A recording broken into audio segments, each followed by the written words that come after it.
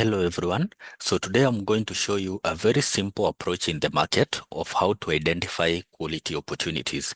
And we're going to do that using or even analyzing this pair called pound AUD. That is the Great Britain pound against the Australian dollar. So this is this approach that we are going to use. Our approach is very simple. We're just going to understand the price action of the market. So the price action will be able to give us the psychological that is psychological demand and supply. From there, we're going to interpret what the buyers and the sellers are doing inside those psychological zones so that we are able to know where to execute our trades. And for us to identify or for us to interpret the activity of the buyers and the sellers, we're going to apply the AMT theory. Okay, that is the auction market theory. And for us to interpret the auction market theory, we'll need the profile volume, okay, to visualize everything. Now, once we go back to our chart, so it's good to note that today is on 7th of July, 2025. Today being on a Sunday, I'm trying to identify opportunities for the coming week.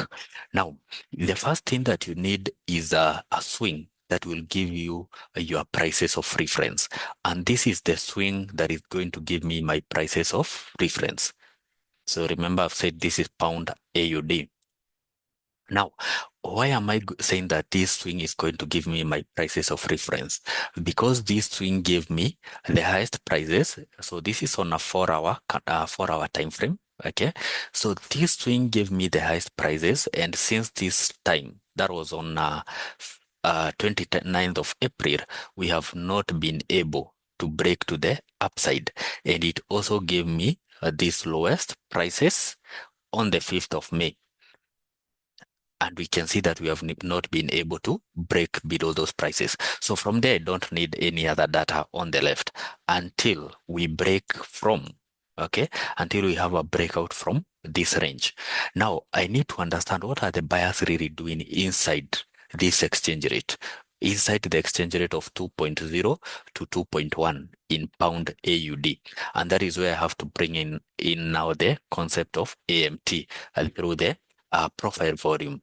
So I'm going to take my profile volume and extend it all the way from the beginning to the end, to the current price. And I'm able to see what I wanted to see, of course. So I've been able to identify a D-shaped profile volume. So you also need to understand the type of profile volume that your market is forming. So I've been able to identify a D-shaped profile volume. And what does a D-shaped profile volume means? So basically on a D-shaped profile volume, it means that this is a rotational market. A rotational market such that we are not able to form new highs and we are not able to form new lows. And on a rotational market, most of the activity tends to happen at the middle. So you are given the point of control. So the black line that you're able to see here is the point of control, showing you that this is where the highest activities are happening. Okay. Now, when it comes to the D-shaped profile volume, we have three areas of interest. The highest part of our D, okay, the middle part of our D, that is where we have the point of control. It might not necessarily be at the middle, but at the point of control, and then the lowest part of our D profile. Why do we have this one?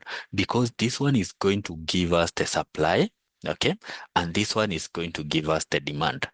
And of course, you might not really be able to wait until ifike huku so that you can take sales, or until it gets to your lowest prices so that you can take your buys. But again, you can also get some opportunities at the point of control. And that is where I want us to go, because we can be able to see that our price is at the current price is at the point of control, and it's coming from the highest part of our D-shaped profile volume. Now, somebody might wonder, how does AMT here apply? So AMT is able to show you a number of things. The first thing, this is the point of control, and I want you to see how the price has been behaving on the point of control. So this point, so the price was able to come below the point of control, retested it, and continued to the downside. came back to the point of control, broke to the upside because we were coming from the lower prices. We were able to push up to the high of the day, again retested the point of control, and we had a bounce back. We came back again on the point of control, but again, we can see the retest was weak. We were not able to go to the highest prices. And from there, we saw a breakout to the downside.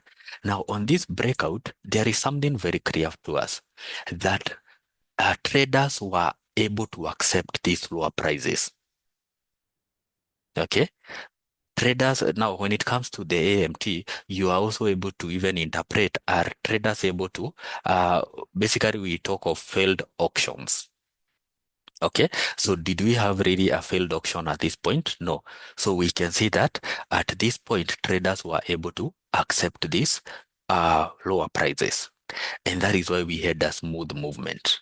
So after that smooth movement, rally to the downside, we have seen a retest back to our point of control. And if guys are accepting these lower prices, it means we need again to see more sellers at this point, okay, to push the prices even lower.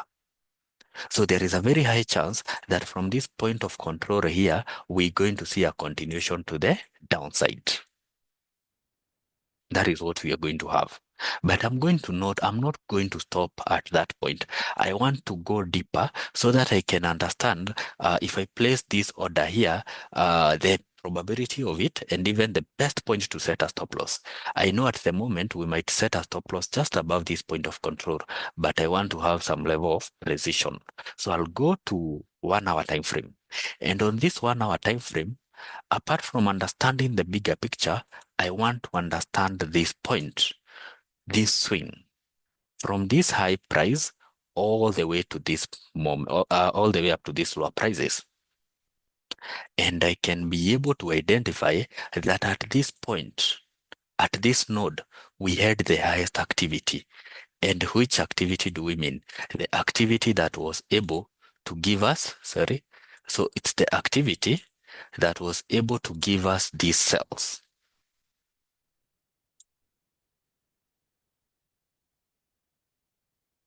So let me extend this way.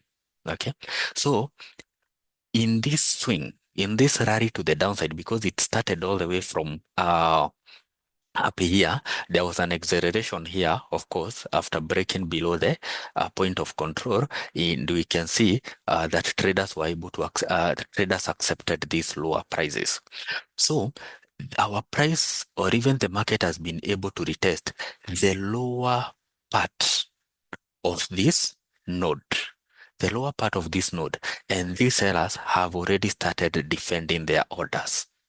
And we can see the first time it touched, there was a rejection. The second time again it has touched, we can see a kind of rejection. So these sellers have momentum to defend their orders, the orders that started all the way from these highs, accelerated after going below the point of control, and we can see the traders accepted those prices. So it means for me, I'm willing to take a sell. Okay, now I'm going to use this point of control, okay, which have been given or which have been able to identify from this swing. So I'm expecting to see a bearish momentum from this point, and instead of having a stop loss here, I'm going to place a stop loss above this point of control, okay, the one that I've identified from this swing. And then I'm not going to be over ambitious. I'm going first to target this point, the lowest price that we have here, and it's going to give me a risk to reward ratio of 1:9. Why am I going to target this point? Because I can see by the time this market was moving to the upside, it gave us a market gap here. There was a gap here, like an imbalance here. And the good thing with currencies, they tend to close these gaps. They are not like commodities. Commodities might rally or even gold might rally before it closes those gaps. So for me, I can see a gap here. So I'm targeting this market first to close this gap. And my stop loss is going to be above this point of control. So I have 2 point of controls that I'm expecting them to basically try to protect the prices from going to the upside.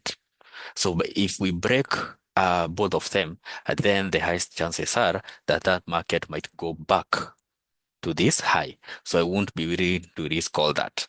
So that is how you can do that analysis. You can do a very simple analysis, okay, using that approach, and you are able to identify a very good opportunity. So this will be my opportunity come next week. And again, this is not a financial advice. This is my own analysis and my own opinion. So also advise you at least do your own analysis to have confirmations. So if you have a question, you can always DM and I'll be able to answer you. So you have a nice time.